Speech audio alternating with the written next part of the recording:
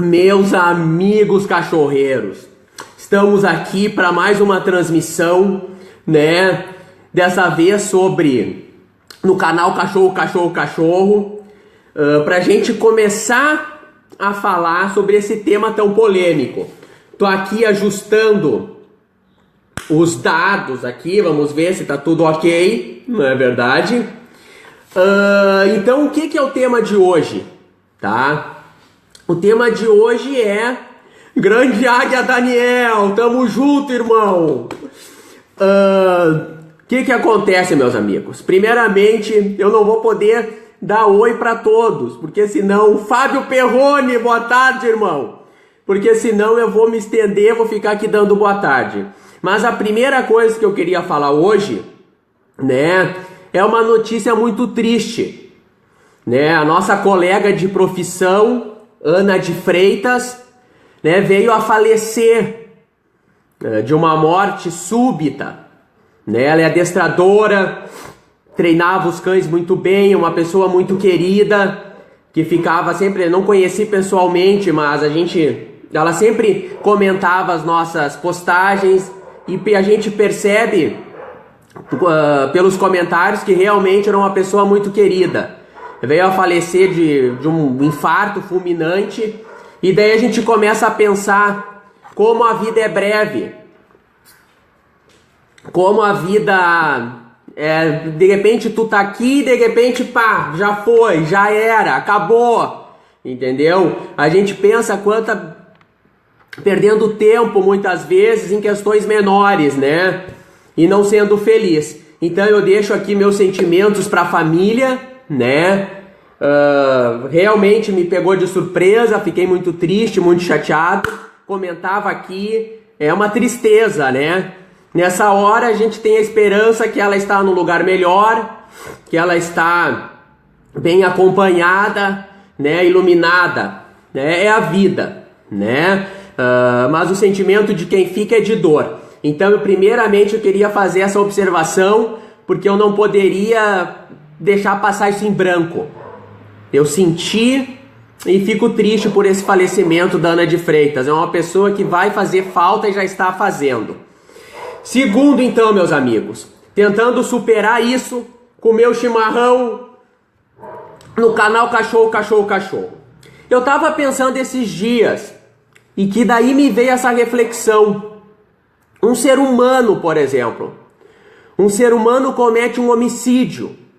Ele teve vontade de matar. Ele planejou, ele estruturou, ele planejou uma morte dolorosa, tá? Ao seu semelhante. Fogo, veneno não importa. Pode ter usado do meio mais cruel que existe. Esse ser humano que matou o seu semelhante, tá? Que fez as piores coisas, a ele não é aplicada a pena de morte, tá? E eu queria começar a falar sobre isso tecendo alguns argumentos, tá? Primeiro, sobre o nosso sistema, nosso direito penal. Uma pessoa, o direito penal está estruturado ou no dolo, tá? Quando a pessoa teve a intenção de matar. Tá? Os crimes dolosos contra a vida, que vão para o tribunal do júri. Então tu é condenado por quando tu teve a intenção de matar. Quando tu teve a culpa, por exemplo, tu foi imperito, imprudente, negligente. Tu deixou de fazer alguma coisa que deveria, tu fez alguma coisa que não deveria, e tu causou a morte de um terceiro. Tu também é condenado. E também tem as chamadas medidas de segurança, tá? Que é para aquelas pessoas que perderam a noção, que são loucas, que não distinguem o real do imaginário, que não têm condições de agir por si próprias, que não têm a consciência do fato, que não sabem que estão cometendo um crime. Então essas pessoas loucas, no caso, né? Ela não é presa, ela tem uma medida de segurança.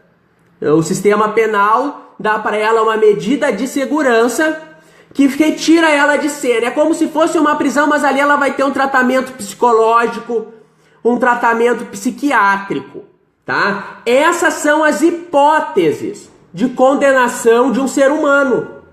Isso eu queria passar para vocês, para a gente começar a tecer essa comparação que eu quero fazer, tá? Então, com base nisso é que o ser humano sofre uma condenação. Então, vamos supor o pior dos casos, tá? Aquele que o ser humano teve o dolo, a intenção de matar, aquele que ele usou o meio mais cruel, fogo, veneno, a emboscada por trás, tá? Que são as qualificantes e agravantes do crime. Mesmo esse sujeito que esfaqueou, que decepou, que torturou, que foi tirando os dedinhos, que tirou o braço até chegar no coração, vamos supor, planejando, orquestrando um cenário de horror, essa pessoa não pode ser condenada à morte. Não existe no Brasil, no ambiente normal, salvo o de guerra declarada, não existe no Brasil pena de morte. A Constituição Federal, que é a regra máxima, cláusula pétrea, no artigo 5º, ela diz: é proibido, tá? É proibido a pena de morte. Paulo Paes, a Constituição, que é maior ainda, e é de 1988, com uma cláusula pétrea, proíbe a pena de morte a quem cometeu qualquer crime, seja ele doloso de qualquer espécie. E mais do que isso, como também ela proíbe a pena perpétua, no Brasil não há nem pena perpétua, não é permitido, também pela nossa Constituição. Como não tem pena perpétua, é limitado no Brasil esse sujeito que matou dolosamente há 30 anos. O máximo que ele cumpre é 30 anos de cadeia. 30 anos. Então, pela Constituição Federal é proibido a pena de morte ao ser humano que cometeu um crime doloso com qualificante, o pior cenário de horror, e ainda limita em 30 anos a pena privativa de liberdade, digamos, desse bandido. Então eu fico me perguntando e fazendo essa colocação. Agora olha o animal, tá? O animal que não tem noção, o animal que não planejou, o animal que não sabia o que estava fazendo, tá? Ele pode ser decretada a sua morte por um juiz singular. Por quê? Qual a alegação disso? São muitas que a gente vê. E depois eu vou colocar aqui algumas matérias no link para vocês darem uma olhadinha. Aqui eu não me refiro só no Brasil, mas eu me refiro em vários países. Então, quando ele põe em risco a sociedade, pode vir ali o juiz e declarar: condeno a pena a ser sacrificado o animal. Por oferecer um risco à sociedade, por que não pegar esse animal e retirar, de repente, do seu tutor, que foi imprudente, que deixou ele chegar onde ele chegou, cometer um acidente, né? Mas não. Então, essa reflexão que eu gostaria de fazer com vocês. E mais, eu sinto que no imaginário popular, tá? Quando acontece um acidente, quando acontece aquele caso do tigre, por exemplo. O tigre estava no seu local ali, veio um menino, foi lá e botou a mão, o tigre foi e mordeu, arrancou o braço, não me lembro o desfecho. Todo mundo, o próprio zoológico, o que eles pediam? A pena de morte. Queriam o sacrifício do tigre. Isso me remonta, isso parece que está no imaginário popular das pessoas, tá? Essa coisa, vamos pegar fera, vamos caçar a fera, vamos matar a fera. Isso está arraigado na gente. E a gente quer um culpado. As pessoas que eu digo, parece do modo geral, querem uma vítima. E quem é a melhor vítima do que o animal? Então, eu fico pensando sobre isso. O animal que não tem noção, que não fez por querer, que agiu por instinto, que estava sobre o comando humano, porque nós estamos aqui falando de animais domésticos, os cães. Ele teve um acidente e ele pode ser sacrificado. É isso que eu boto em jogo. É isso que eu me pergunto se está correto. Ao passo que o ser humano que matou, que cometeu o crime mais cruel que se poderia cometer, com traços de crueldade, de tortura, ele não pode ser condenado. E eu me pergunto e faço essa pergunta para vocês. Vocês acham isso razoável? Vocês pensam que isso é justo? Com base nesse nosso ordenamento? Com base nessas questões que eu levantei? Eu não acho. Eu acho isso descabido. Eu acho imoral. E se eu analisar, inclusive sobre o ponto de vista legal, eu também considero, uma calamidade, uma lei que não está sendo justa analisando essas duas situações, tá? E eu pergunto, amigos, por que acontece isso? Daí nós vamos começar a tecer comentários. O cão não paga imposto, o cão não dá voto, o cão não dá dinheiro. O cão e os animais são a vítima perfeita. Para quê? Porque a nossa sociedade sempre busca um culpado. Não é verdade?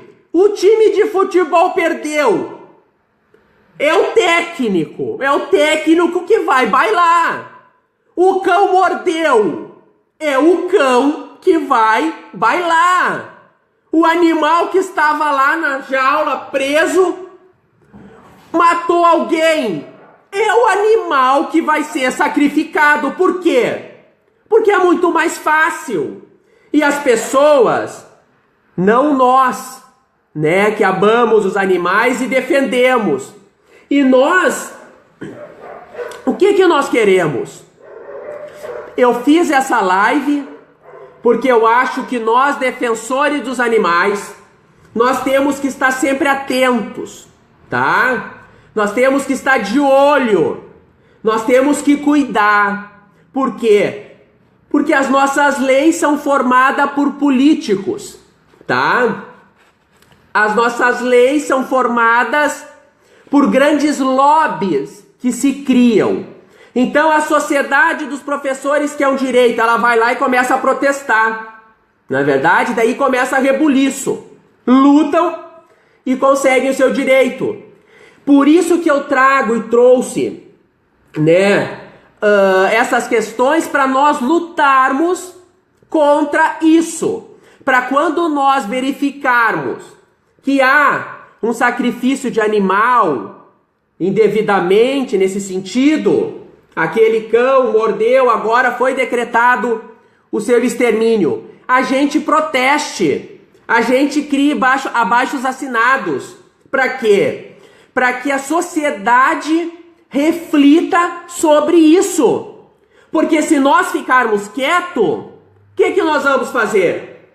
A gente vai estar assinando o ok, É aquela velha questão. Quem cala consente. Então, meus amigos, quando vocês verem uma determinação judicial de um sacrifício de um animal, né? Você pegue, compartilhe, você tente fazer um abaixo-assinados. Não vamos nos calar, não vamos abaixar a cabeça, vamos lutar pacificamente, democraticamente pelos nossos interesses, que no caso é os interesses dos nossos animais. Então, o que eu quero falar? Eu coloquei essas questões, né? Eu vi comentários, algumas pessoas disseram: uma coisa é a lei por ser humano, outra coisa é a lei dos animais. Eu não concordo,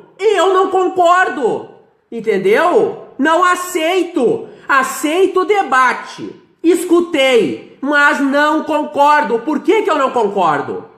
Se o ser humano que tem toda a capacidade, a ele não é aplicada uma pena de morte, por que o animal que não cometeu, digamos, o acidente ou até um fatídico acidente que venha a ocorrer uma morte, ele tem que ser sacrificado?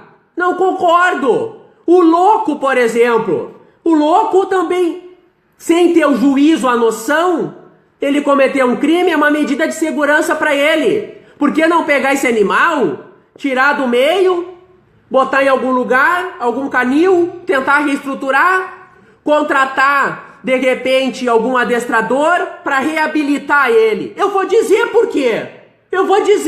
Porque é fácil. É só pegar uma canetinha e botar, sacrifique o animal, porque ele representa um risco à sociedade. Ele representa um risco às nossas crianças e por aí vai. Eu não aceito isso. Não aceito, eu acho que a lei tem que ser justa, tá? A lei tem que ser justa e nós temos que lutar contra isso, né, meus amigos? Então, eu não vou me exaltar, mas eu queria apenas fazer essa reflexão, tá? Mais particularmente em função dos nossos cachorros. E eu vou fazer algumas pinceladas aqui, tá?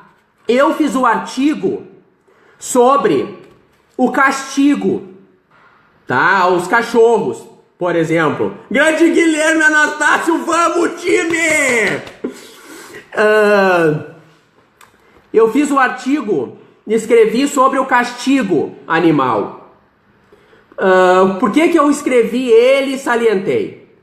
Porque eu digo assim, ó, você pega um animal, ele faz um cocô num lugar errado e você bate nele. Ele tá apanhando sem saber o porquê.